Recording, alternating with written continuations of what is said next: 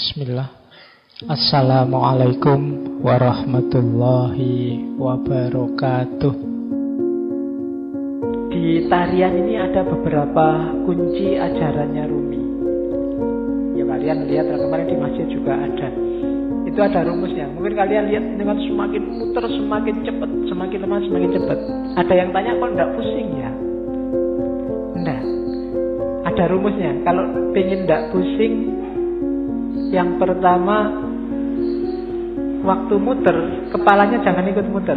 Jangan ikut geleng, jangan ikut ngangguk. Yang kedua, jangan merem. Kalau merem, ada kecenderungan lebih pusing. Yang ketiga, jangan lirak-lirik. Pandangan matanya harus lurus. Jadi yang gerak cuma badannya.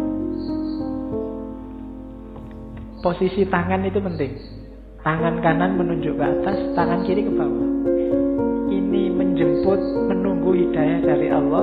Kalau sudah dapat, disebarkan ke bawah. Jangan dilek dewe, bahasa Jawa nih. Aja dipek dewe. Kalau dapat ilmu banyak, kalau dapat yang penting-penting, ya disebarkan. Jangan pelit. Jangan nunggu diundang dan dibayar baru mau ngajar. Ya, wong ilmu kamu nggak beli. Saya selalu bilang ilmu itu bukan karena usaha kita, tapi dikasih Allah. Kalau belajar itu kewajiban kita, tapi dapat ilmu atau tidak itu terserah Allah. Makanya kadang-kadang ada mahasiswa kuliah kok ngantuk. Jangan dimarahi, mungkin memang belum rezekinya dapat ilmu dari dosennya. Jadi ini menjemput hidayah, yang ini menyebarkan. Terus mutarnya berlawanan dengan jarum jam. Yaitu ada filosofinya. Kayak tawaf itu kan berlawanan dengan jarum jam juga. Ya mungkin filosofinya, kalau manut jarum jam itu berarti ikut ritmenya dunia, ikut ritme sehari-hari. Tapi yang spiritual itu ritmenya dibalik. Kita geraknya tidak mendatar tapi ke atas. Saya sering ngasih ilustrasi. Kalau kamu sudah ngemur, masan mur itu, kamu muternya kan harus berlawanan dari arah jarum jam, baru murnya lepas ke atas. Tapi begitu kamu searah jarum jam, murnya akan semakin mancep, semakin ke dalam. Maka tarian ini juga muternya berlawanan, biar ada energi vertikalnya, energi ke atasnya. Itu diantara rahasianya. Ada topinya. Topi ini kalau di Rumi, topi yang tinggi itu isyarat dari kuburan, makam, nisan.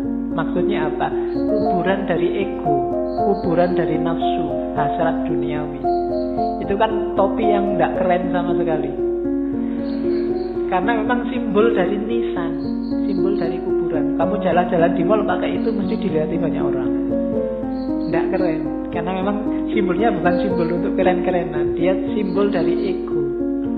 Terus baju putih itu ya ego yang sudah kamu kubur dalam dirimu, sekarang kasihlah yang putih, ditutupi oleh cahaya amal baik, kesucian.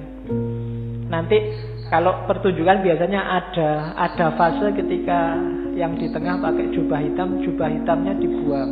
Nah, itu berarti membuang semua yang hitam-hitam, yang jelek-jelek, untuk lahir sendiri jadi putih. Terus nanti ada gerakan kayak orang kedinginan itu. Nah, ini gerakan menyatu. Angka 1, tauhid. Dan seterusnya. Itu wawasan kecil aja. Jadi kamu jangan heran kalau ada jenis tari semacam itu. Itu ada makna spiritualnya. Nari saja tanpa makna ya eman-eman. Yang lihat tari juga harusnya bisa ngambil makna. Kalau dalam sufi, jenis semacam ini namanya sama. Sama itu seni mendengarkan. Dengan mendengarkan terus kamu tergerak mengalami kedekatan sama Tuhan. Kan kadang-kadang ada orang yang kalau wiritan sendiri dia susah dekat sama Allah, susah tergetar hatinya. Tapi begitu mendengarkan orang ngaji, mendengarkan lagu-lagu spiritual, itu batinmu tergetar. Dengerin lagu religius itu kamu kadang-kadang kan bisa nangis, apalagi pas duit entek. Sedih ya aku, kapan ini kan gitu.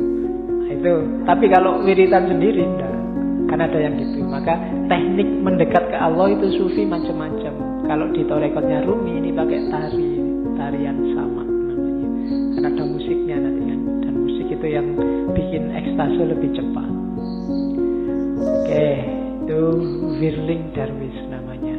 Teori tentang darwis yang berputar.